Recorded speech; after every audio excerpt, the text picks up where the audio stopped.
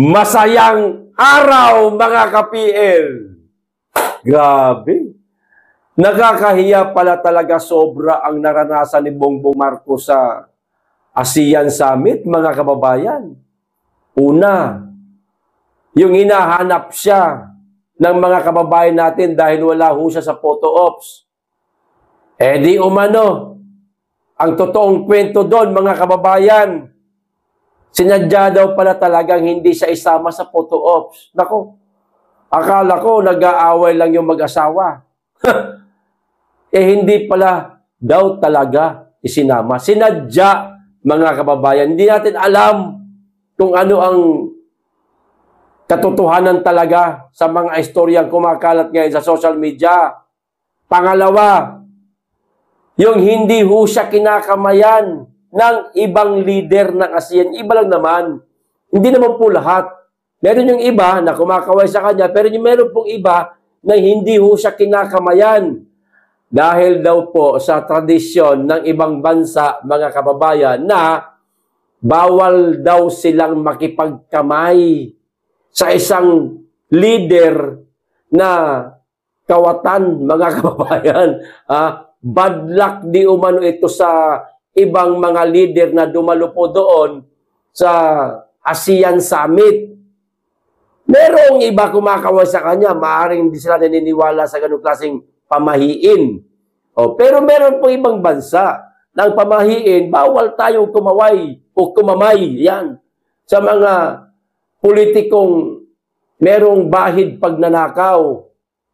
Masama daw ito sa kanila. Kumbaga, sa Muslim, haram ito, mga kababayan. At ang pangatlo, ito po ang pinakamatindi, mga kababayan. Ito talagang insultuhan na po eh. No? Talagang ininsulto si Marcos sa ASEAN Summit. Paano? Habang nagaganap po ang turnover ng chairmanship, kasi ang magiging chairman na sa 2026, mga kababayan, ng Pilipinas na, no?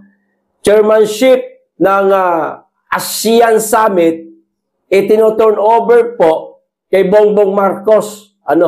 Si Bongbong Marcos ang naroon sa entablado, mga kababayan, pero ang nasa screen po, si Pangulong Duterte. Ang laking insulto niyan, mga kababayan. Kasama ni Bongbong Marcos yung mga gabinete niya. Unang-una si Auntie Claire nagigil sa mga Duterte. Lalong-lalo na sa dating Pangulong Duterte. Gigil na gigil siya di ba? Umakyat si Bongbong Marcos sa entablado. Ipinasa po sa kanya ang pagiging chairmanship sa ASEAN Summit sa 2026 kasi sa Pilipinas na po gaganapin eh. Pero ang picture o ang litrato na pinapakita sa sa screen, si Tatay Digong po. Insulto yan, mga Teka, hindi na si Duterte ang presidente. Isip-isip siguro ni Marcos. Hindi na si Duterte ang presidente. Ako na, bakit siya pa naroon? Sa madaling salita, mga kababayan, parang hindi po kinikilala si Marcos na presidente ng Pilipinas, kundi si Tatay Digong pa rin. Ito po yung video. Panoorin po natin, mga kababayan. Talagang nakakatawa. Nakaka-insulto naman kay Bongbong Marcos. Ito po, panoorin po natin. Chairmanship.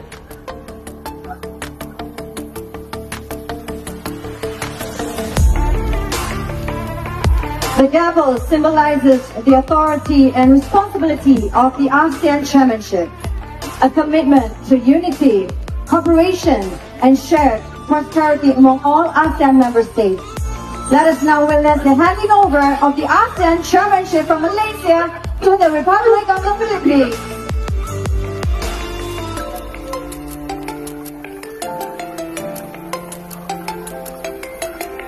Congratulations to the Republic of the Philippines, the ASEAN Chair for 2026.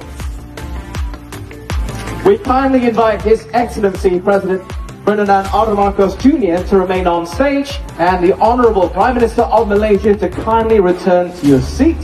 It is now stage for the handing over of the ASEAN Chairmanship.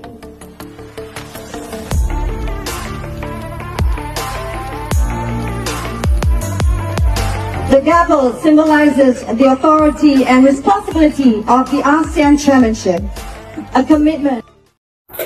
Di ba? Maliwanag, mga si Tatay Digong, mga kababayan, ang nasa malaking screen, hindi ho biro ang mga nanunood o dumalo sa ASEAN Summit na yan, mga kababayan.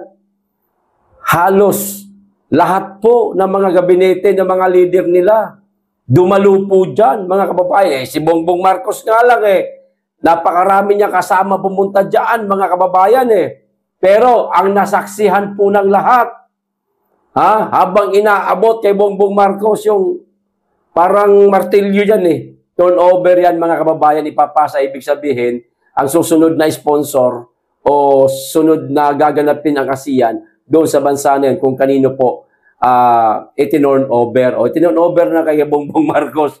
Pero si Tatay Digong po Nyor, bumaba ka na lang kasi. Hindi ka naman pala nila kilala na presidente ka ng Pilipinas. Yung sakit nun sa'yo. Daig mo pa sinampal ng kabayo sa magkabilang piske.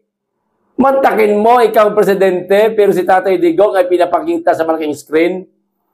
Hindi ka nga ginagalang ng lugar kung saan ginanap yung turnover ng chairmanship sa ASEAN Summit. Di ba, mga kababayan? Di ba parang kawalang galang insulto ito sa kanya? No? Pero ito, sa totoo lang, hindi po natin ito napanood sa mga mainstream media, mga kababayan, dito sa ating bansa, mainstream media. Hindi po. Hindi. Kundi yung yung photo ops lang na wala si Bongbong Marcos, yun lang po yung pinick up ng mainstream media. Pero ito, yung pinakamatinding balita na talagang insulto ito kay Bongbong Marcos, mga kababayan. Si Tatay Digong ang nasa big screen, samantalang siya ang nasa baba nakatayo. Inaabot yung itinurn over yung chairmanship ng ASEAN Summit. Di ba? Hindi po pinick up yan ng mga mainstream media sa ating bansa, mga kababayan. Sige, subukan yung i-pick upin para bukas tanggal ang prangkisa ninyo. Parang ganun ang datingan lang no? Yan nga sinasabi ko sa inyo, mga kababayan. Kapag kahihiyan ni Bongbong Marcos, hindi ho pinipick up ng mga mainstream media, lalo kapag kayong talagang matinding kahihiyan na katulad nito. No? Hindi ho pinipick up ng mga bayarang mainstream media sa ating bansa yan. Ang nagko-cover, ang pumipick up lang ho yan, yung mga vlogger, katulad po namin. No? Pero pagka kahihiyan ng mga Duterte, baho, na paninira lamang sa mga Duterte kahit kay Pastor Apollo Kibuloy, ang bilis pumick up ng mga bayarang mainstream media, mga kababayan. Di ba? Pero pagka kahihiyan ni Marcos, grabe, todo ingat ang mga yawa. Todo ingat, huwag natin pick upin yan kung ayaw mong makutusan. Kung ayaw mong mawalan ng budget, ng allowance, every time na mayroong press briefing, o kaya ambush interview, kung ayaw mong mawalan ng pakimkim, huwag mong pick upin yan. Ngayon, kung hindi ka nag-a-after ng pakimkim, pick upin mo yan. Ayan. Mga kababayan, grabe nakakahiya na ho yan. Di ba? Maliban dyan, mga kababayan, maliban dyan, total, ito yung naganap di ba? Pumunta rin si Trump, mga kababayan, alam niyo ho ba ang nangyari? Binigyan ng magandang pabor ng Amerika ang ibang bansa, pero ang Pilipinas Hindi po. Hindi po isinama sa listahan. Ano po itong pabor na ito? Napakaganda sana nito, mga kababayan. Kaso hindi po ibinigay ng US sa atin eh. Sa ibang piling bansa lang po, mga kababayan, ito. O Pilipinas, wala sa listahan. O sa anong listahan po ito? Ito. Hindi nakasama ang Pilipinas sa bagong kasunduan ng Estados Unidos na magbibigay ng 0% tariff rate sa piling produktong mula sa Thailand, Malaysia at Cambodia ayon sa inanunsyo ng ASEAN Summit sa Kuala Lumpur, Malaysia nitong Oktubre 28, mga kababayan. Anong mga bansa lang ang binigyan ng 0% tariff? Thailand, Malaysia, Cambodia, wala po ang Pilipinas. Ito pa. Sakop ng naturang pulisiya ang mga produktong aerospace equipment, pharmaceuticals,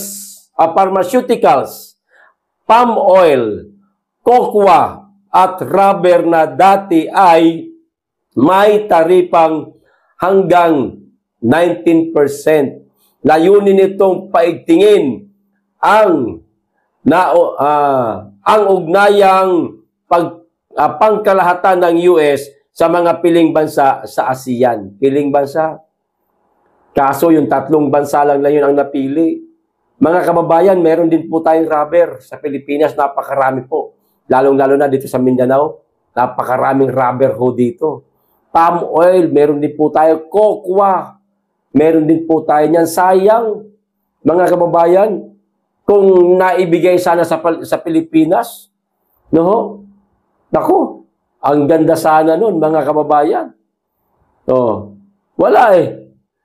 Ito pa. Gayon man, hindi kabilang ang Pilipinas sa mga nakinabang ng zero tariff access. Kita nyo na? Isang hakbang na tinuligsa ng mga kritiko. Bilang patunay ng kahinaan ng Administrasyong Marcos sa pamahalaan ng ugnayang pangkalakalan at diplomasya. Ayon sa kanila, habang nakikinabang ang mga kapitbahay na mas murang export rates, patuloy na nahuhuli ang bansa sa rehiyon sa kompetisyon, mga kababayan. Kita nyo na? Amerika nagpatupad ng 0% tariff sa ilang ASEAN countries. Pilipinas, wala sa listahan. Akala ko ba, Bongbong Marcos, tropa mo si Trump? Ano nangyari, Bongbong Marcos? Bakit tinabla ka? Ni Trump? Alam niya kasi na sip-sip ka eh. Alam niya kasi na iba ang interest mo eh. Hindi para sa bansa, hindi para sa mga kababayan mo, kundi pansarili mo lang. Kaya ganyan ang turing sa'yo ni Trump.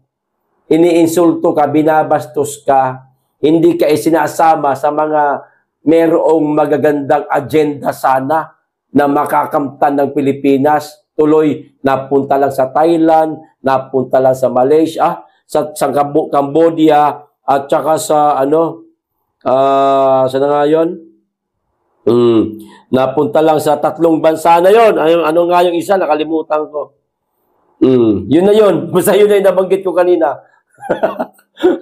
Di ba, mga kababayan? Sana kasama tayo ron. Kung matino yung presidente natin, mga kababayan, kaso natulungan ni Trump na sandali, hindi na kinakailangan pakisamahan itong mama na ito. Wala rin namang magagawa to sa bansa nila. Wala nga nagawa, mag-4 na taon na. Hayaan mo sila na mataas yung taripa. Ibinigay na lang sa ibang bansa, mga kababayan, yung 0% tariff. Sayang din yun, mga kababayan. Ganyan po ang turing sa isang leader o pangulo ng bansa, no, na tatanga-tanga ba? Bangag, mga kababayan. Hindi ka respeto sa madaling salita. Ganyan po ituring ng ibang malalaking leader sa buong mundo. Di ba? Nakakahiya. Nakakahiyang nakakaawa. Nakakaawa si Marcos, nakakahiya naman para sa atin na tayo ang pinamumunuan ni Marcos. Kailan ba magtatapos itong mama na ito? Sa bagay, 2028, malapit na mga kababayan. Pero ang tanong, kung hindi ba ito magdeklara ng, di ba, mga kababayan? O baka hindi ito bumaba, katulad ng sinabi ni Tatay Digong. No? Huwag mong ipilit ang sarili mo, Mr. Marcos. Gayong ang karamihan ng mga kababayan mo ay ayaw na sa'yo, sir. Sa totoo lang, sir, ayaw na po namin sa'yo talaga. Marami na po kaming may ayaw sa'yo. Baka pwede pong, tama na, sir, tama na. Masyado na pong nakakahiya ang Pilipinas. Hindi na po nabibigyan ng magandang oportunidad ang bansang Pilipinas dahil po sa pamumunuho ninyo. Sobrang nakakahiya ho. Yun nga lang pagdalo nyo ngayon dyan sa ASEAN Summit, napakarami nang nangyari sa inyo na kahiya-hiya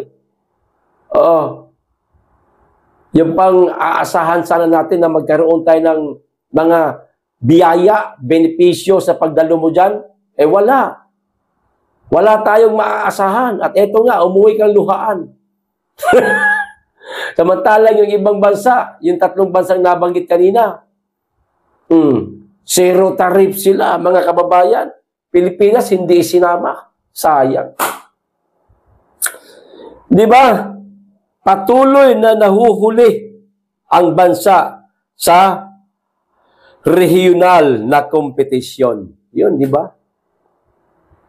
Laging kulelak, mga kababayan, samantalang dati kay Pangulong Duterte, laging nangunguna.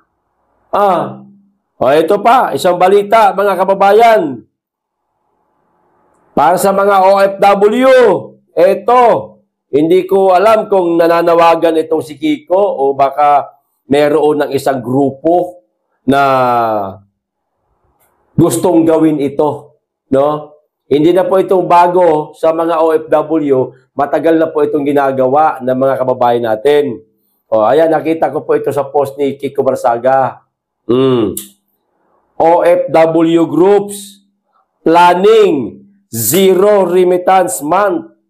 Protest in November against the Marcos administration. Talagang Marcos administration na nakalagay dito, mga kababayan.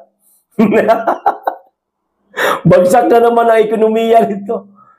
Talagang pababagsak ng ating mga kababayang OFW, mga kababayan. Dahil nga hindi na nila nagugustuhan ang Marcos administration. Ganun lang kasimple. Hindi naman po kasi sila makapagsagawa ng pag-rally o protestang rally, no? Kasi hiwa-hiwalay ang ating mga kababayang OFW hindi biro ang dami ng mga OFW. Kaya sa pamamagitan po ng zero remittance, mga kababayan, yan po ang gagawin ng mga OFW. Hindi ko alam kung buwan lang ng Nobyembre o baka magdire-diretso ito hanggang Desyembre. Sayang din sana yung kikitain ng ating ekonomiya o kikitain ng ating bansa mula sa mga ipapadalang remittances ng ating mga kababayang OFW. Pero grupo ho ito, mga kababayan. Grupo ng OFW. Nagpaplano na sila ng zero remittance sa buwan ng Nobyembre. Protesta ito. Protesta laban sa Administrasyong Marcos. Ganyan. Nako, naloko na. Tanong ko ngayon sa ating mga kababayang OFW, saan man kayo panig ng mundo, makikiisa po ba kayo? Dito, sa pinaplano ng ilang OFW groups. Paki-comment po, magbabasa po tayo para malaman natin kung gaano karami ang makikilahok dito. Pero lilinawin ko, hindi po ako naghihikayat na gawin ninyo ito, pero nagtatanong po ako kung kayo po ba ay makikilahok. Hanggang doon lang, nagtatanong lang ako. Okay, ito pa isang balita, mga kababayan. Nako, grabe talaga. Ang Marcos administration, parang pinababayaan na lamang po na makalabas ng bansa. Ang ari-arian ng mga kawatang politiko sa ating bansa, hindi man lang gumawa ng paraan na i-hold, mga kababayan. Walang ginagawang ganoong klaseng patakaran ang Marcos administration. Di bagay, nako, kaya yaman na itong mga kawatan ng mga politiko, nakabili ng mga chopper, napakaraming chopper, ng mga jet, nakabili rin. Pero ito ho, ang nangyari ngayon, ito na. Isang oras pa lang po nakakalipas, mga kababayan. Nakalabas ng bansa. Kita nyo na. Kinumpirma ng Civil Aviation Authority of the Philippines o CAAP, mga kababayan, na nakalabas ng bansa ang tatlo sa nasa 10 air. Kita nyo na, tatlo ang tatlo sa nasa 10 air assets na konektado kay resigned ako Bicol Representative Saldico. Yung tatlo na i-postdate na po palabas ng bansa. Tapos aasa pa ba tayo na gagamitin ni Bongbong Marcos ang kanyang Intel Fund para hanapin si Saldico? Malabo po sa sabaw ng puset. Wag ho tayong aasa na masasakote ng administrasyong Marcos si Saldico. Ay, yung mga ari-arian niya nga mga air assets niya nga, nailabas na ng bansa. Kasi walang ginagawa si Marcos. Parang hindi siya seryoso. Naikalaboso itong si Saldico at ang iba pang mga kawatan sa kabanang bayan. Di ba? Ayon kay CAAP Director General Raul Del Rosario, unang nakalabas ang isang helicopter noong August 20. Sinundan ito ng kanyang Gulfstream 350 noong August 16 at isa pang helicopter noong September 11. Itong buwan na ito, Nobyembre, baka maipuslit na lahat yan, makalabas na lahat yan. Di ba? Gaano katanga ang administrasyon ni Marcos, mga kababayan? Nariyan na nariyan lang ang mga air asset ni Saldico. Pero hindi po nila kinurdon. Hindi po pinabantayan. Hindi po hinold, mga kababayan. Di ba? Pero yung sa mga diskaya at sa iba pang mga kontraktor, nahold na ho nila. Ayan nga yung sinasabi ni Senator Rodante Marcoleta, puro sap-sap lang ang inuhuli. Yung mga malalaking isda, hindi po hinahayaan lang makalabas. Kamusta si Martin ngayon? Nananahimik na, di ba? Wala na tayong naririnig tungkol kay Martin Romualdez. Baka nakalabas na ng bansa, mga kababayan. Noong nakaraang linggo pa ho yun humihingi ng travel clearance para di umano saka magpagamot daw siya, meron daw siyang sakit. Kamusta na? Nanahimik na. Si Martin Romualdez, baka nakalabas na ho. Naku, naloko na. Tapos ito, kay Saldico, mga air assets niya, unti-unti na ipupuslit palabas ng bansa. 10 pala ang air asset nitong mama na ito. 3 nakalabas na. Pero pang 7 natitira. Baka masundan pa yung 3 na yan. O di kaya lahat mailabas ng bansa. So, Huwag na ho tayong aasa na makakalaboso tong mama na ito. O ito pa, nagtungo sa Singapore ang Gulfstream habang sa Kuta Kinabalu sa Malaysia dinala ang 2 helikopter. Aba, baka ito pa yata yung sinakyan ni Bongbong Marcos papuntang Malaysia, mga kababayan. Di ba? Oh. 3 air assets ni Saldico nakalabas ng bansa ayon po sa CAAP, mga kababayan. Maliwanag yan, ha? CAAP na po ang may sabi niyan, mga kababayan. Tuwan-tuwa yung ibang mga kababayan natin, lalo-lalo na tayong mga DDS, nang sabihin na hindi titigil ang ombudsman, gagawa ng paraan ang DOJ at ang Marcos administration para mahuli nila si Saldico. Tuwan-tuwa tayo ron. Sana makulong si Saldico, makulong si Martin Romualdez. Wala tayong kaalam-alam, mga kababayan. Ginagapang na palabas ang mga ari-arian nitong 2 kawatan. Parang hinahayaan lang ni Bongbong Marcos na maipuslit palabas yung mga ari-arian. Di ba? Kasi kung talagang seryoso siya, mga kababayan, una niya itong hinold. Bago niya hanapin, simple lang yun eh, bago mo hanapin yung taong pinaghanap ng otoridad, ng batas sa ating bansa. Kasi nga, gustong-gusto natin pauwiin si si Saldico, gusto natin ikalaboso kasi sila yung pinangalanan ng mga resource persons sa Blue Ribbon Committee Di ba? Total, nariyan lang naman yung mga assets niya. Yung mga bahay niya, hindi man lang kinurdon, no? Hindi man lang nilagyan ng hold muna. Wala makikialam. Consider na property muna ito ng gobyerno. Ganun ba? Kasi ito di umano yung mga perang ninakaw, pinambili lang nito mga air assets na ito. Walang ganun. Nakalabas pa yung 3. Inuunti-unti nang ilabas, mga kababayan. Grabe, Marcos talaga walang ginagawa, ano?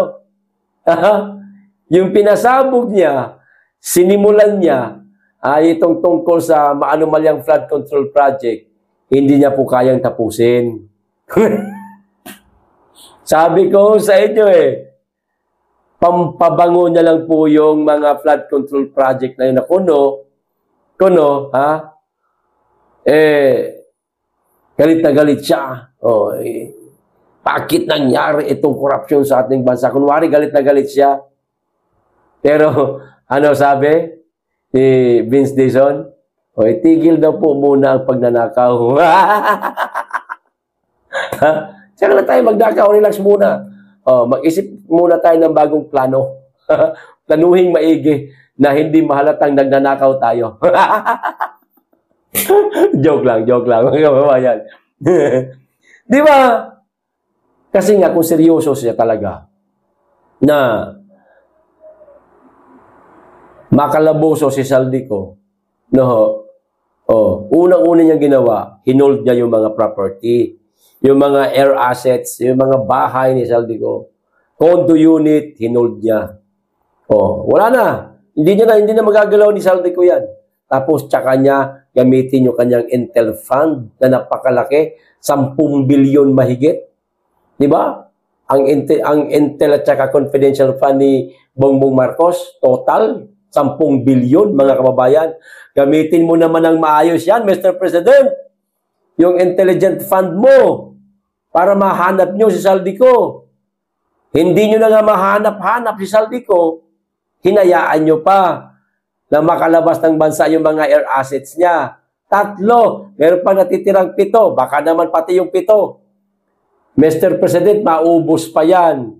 Aba, matinding kapabayaan na talaga. Ang ginagawa mo, mga kababayan, ano na, Ha? Hindi pa ba nagigising ang iba dyan? Lalo na yung mga taga-suporta ni Bangag. Gising-gising po. Ang presidente natin, hindi na ho siya halos welcome sa mga nangyayaring ASEAN Summit o kahit na yung pagbisita niya na lang sa iba't ibang bansa. Hindi na ho siya binibigyan ng magandang trato. Wala. Ano nangyari? Sa ASEAN Summit, puro insulto nga inabot niya eh. Gising-gising. Huwag magpakatanga. Nilulustay na po ang taba ng bayan. Pera ho natin yan. Mula po sa tax. Aba, mag-isip-isip po kayo. Huwag po kayong pang magpakatanga. Ninanakawan na kayo, tuwan-tuwa pa kayo mga loyalista nga. Grabe naman yan. Huwag ganoon, mga kababayan, gising-gising. Tama ba? Ito, tanong ko ito para sa mga supporter ng Bongbong Marcos. Tama ba na hinayaan lang ni Bongbong Marcos na mailabas ang mga air assets ni Saldico? Paki-comment, tama lang ba? Na pinabayaan lang ni Marcos? Paki-comment, magbabasa ako. Malaman natin kung gaano kayo katanga. Hanggang dito lang po. Maraming salamat. Mag-iingat kayo lagi at higit sa lahat. Mahalin natin ang Pilipinas.